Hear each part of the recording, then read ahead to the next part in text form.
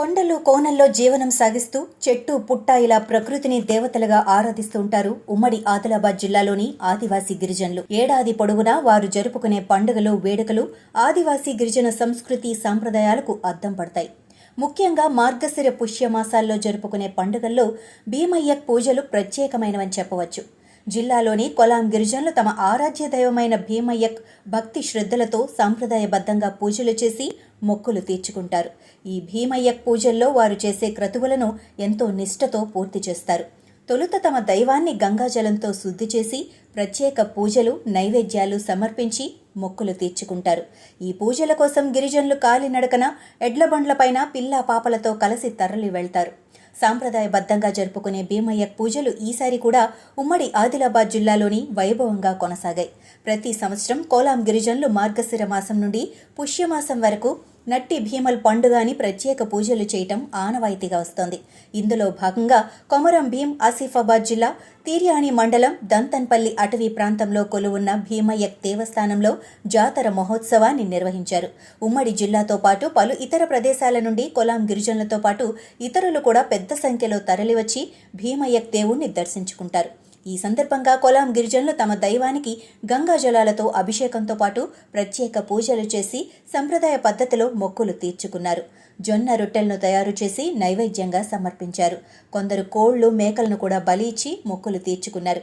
ఈ సందర్భంగా భీమయ్యక్ ఆలయం ఆవరణలో డోలు వాయిద్యాలు వాయిస్తూ రేలా పాటలు పాడుతూ కొలాం గిరిజనులు, మహిళలు చేసిన నృత్యాలు ప్రత్యేక ఆకర్షణగా నిలిచాయి. ఇదిలా ఉంటే ఒక పక్క ఓపెన్ కాస్ట్ బొగ్గు గనులు, మరోవైపు దట్టమైన అడవి, కొండలు, లోయల నడుమ వెలసిన భీమయ్యక్ ఆలయం పూర్వ చరిత్ర గురించి ఇక్కడి కొలాం గిరిజనులు కథలుగా చెబుతారు. తమ పూర్వీకుల కాలం నుండి వస్తున్న ఆచారం ప్రకారం ప్రతి సంవత్సరం పూజలు చేసి మొక్కులు తీర్చుకుంటున్నామని కొలాం గిరిజనులు చెబుతున్నారు.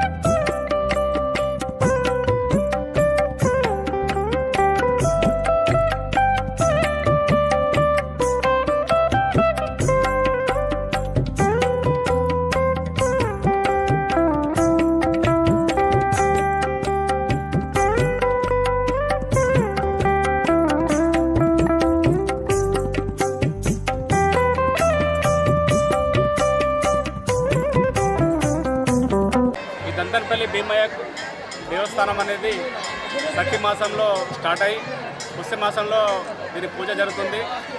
ఈ పూజకి మన తెలంగాణ రాష్ట్రంలో కాకుండా మహారాష్ట్ర నుంచి కూడా, తదితర రాష్ట్రం నుంచి కూడా భక్తులు రావడం జరుగుతుంది.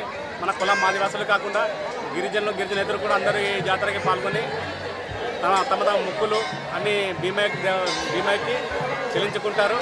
అలాగే ఇక్కడ ముఖ్య సమస్య ఏంటంటే ఫారెస్ట్.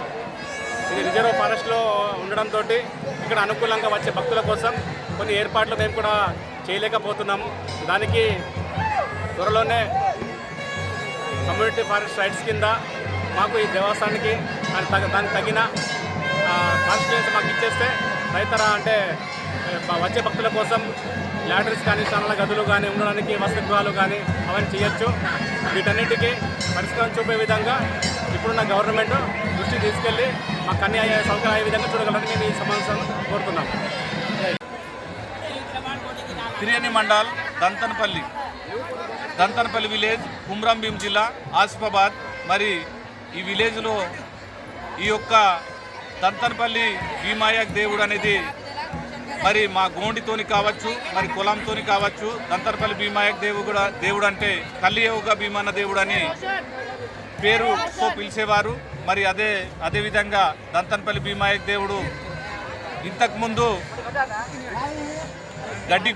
గడ్డి గుడితో ఉండే, గురి గుడిసెతోని ఉండేది. అప్పుడు మా పెద్ద మనుషులు ఏంటంటే ఈ దంతన్పల్లి భీమయ్యక్ దేవుడు ఒక్క దంతి చెట్టు కింద ప్రత్యక్షమైనట్టు చెప్పేవారు. అప్పుడు ఈ దంతర్పల్లి భీమాయక్ దేవుని చుట్టూ పెద్ద పులులు తిరిగేటియట. మరి అప్పుడు దంతర్పల్లి భీమాయక్ దేవుని ఈ దంతర్పల్లిలో ఒక్కడు పెద్ద మనిషి, మరి ఆత్రం ముగ్గ, తర్వాత ఆత్రం డోబీ అనే మా పెద్ద మనుషులు వాళ్ళు ఉండేవాళ్ళట.